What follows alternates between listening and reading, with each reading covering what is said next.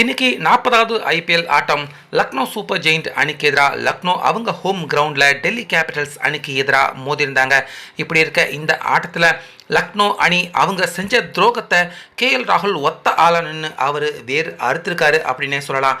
அது மட்டும் இல்லாமல் மீண்டும் ஒரு முறை எல்லார் முன்னாடியுமே லக்னோ அணியின் கேப்டனான நம்ம ரிஷப் பண்ட் அவமானப்பட்டு அசிங்கப்படுற மாதிரியான சம்பவம் நடந்திருக்கு. அந்த வகையில் இந்த ஆட்டத்தில் டாஸ் ஜெயிச்ச டெல்லி கேபிட்டல்ஸ் அணி லக்னோ அணி அவங்கள ஃபர்ஸ்ட் பேட்டிங் பண்ண சொல்ல ஓப்பனராக மார்க்ரம் அதுக்கப்புறமா மிச்சல் மார்ஷ் 2 பேருமே வந்தாங்க.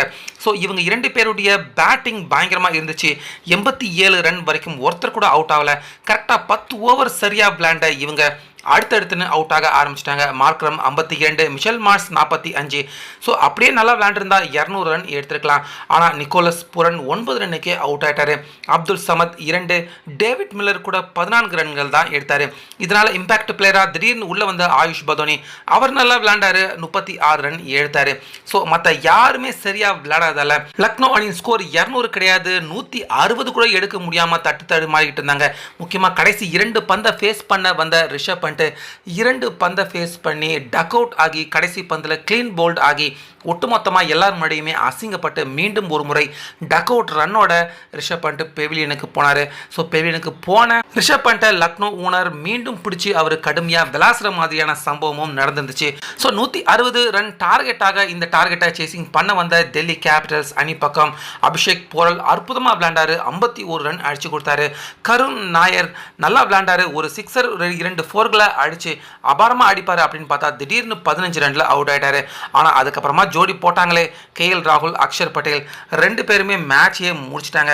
முக்கியமாக கேஎல் ராகுல் யார்கிட்ட விளையாடுறமோ இல்லையோ கண்டிப்பாக லக்னோ ஓனரை பழி வாங்கியே தீரணுண்டா அப்படின்னு அவங்களுக்கு எதிராக அபாரமாக விளையாடுறத வழக்கமாக வச்சுக்கிட்டு இருக்காரு கேஎல் ராகுல்.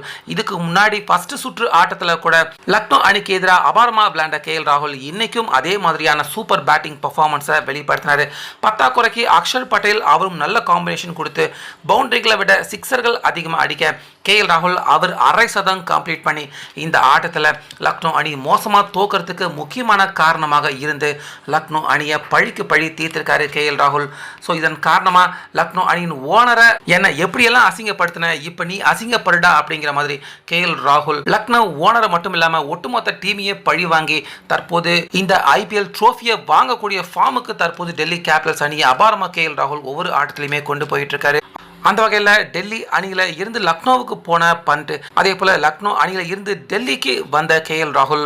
ஸோ இந்த 2 டீமுகளுமே மாறி பிளேயர்களை மாற்றிக்கிட்டாலும் இதில் யாருக்கு பெரிய இழப்பு அப்படின்னு நீங்கள் நினைக்கிறீங்க? அதை கமெண்ட்டில் சொல்லுங்கள்.